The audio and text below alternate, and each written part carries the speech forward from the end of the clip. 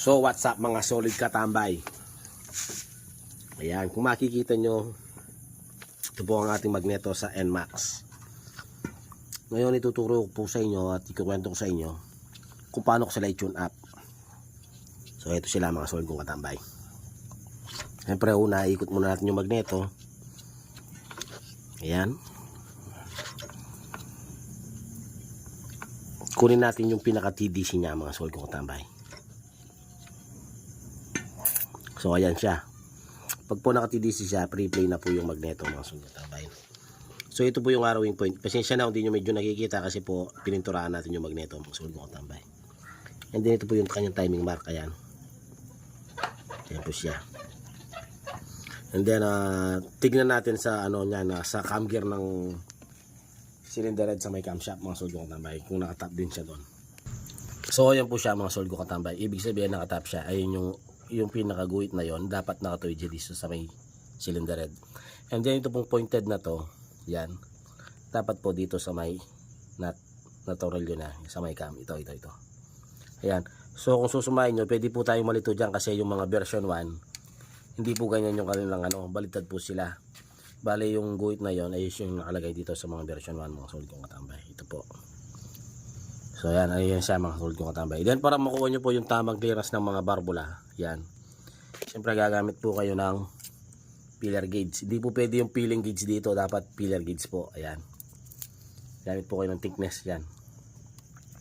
Then para malaman mo yung tamang sukat nila at may bagay mo yung tamang clearance sa barbula, meron po silang owner's manual dito mga solid kong katambay.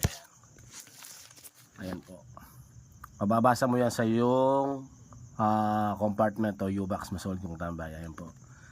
So ang recommended po ng NMAX sa version 2, same lang po sila ng Aerox. Ayan po sa exhaust 0.21 hanggang po sa 0.25. Pagdating po sa intake, ayan po 0.10 hanggang po sa 0.14 mm po yan mga solid kong katambay.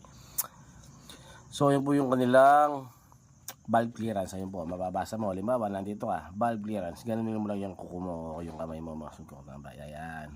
And then nandito rin po yung kanyang timing gap sa kanyang spark plug. Ayan po. And then po yung recommended na langis. Tapos yung pong niya, ignition timing. Andyan po. At saka yung RPM niya. So yung RPM niya po is 16 plus 100 RPM. O ibig sabihin maglalaro siya sa 16 to 17 mga solid kong katambay. So yun po yung mga specs ng kailangan ng NMAX version 2 pag may kailangan po kayong i-correct dyan sa mga na yan mo. Basta i-stock po. Ngayon po pag nag-upgrade na kayo, siyempre mag-a-adjust na po kayo dyan. So ngayon iba-valve clearance na natin mga solid kong katambay. Ayan. Ito-tap natin ulit mga solid kong katambay dahil nakapag-clearance na tayo. Sige.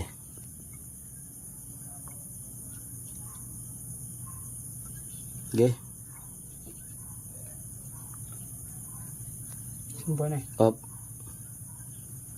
Ay, may rest back kami. Op. Kapinit ah. Padam dito ang kompresyon.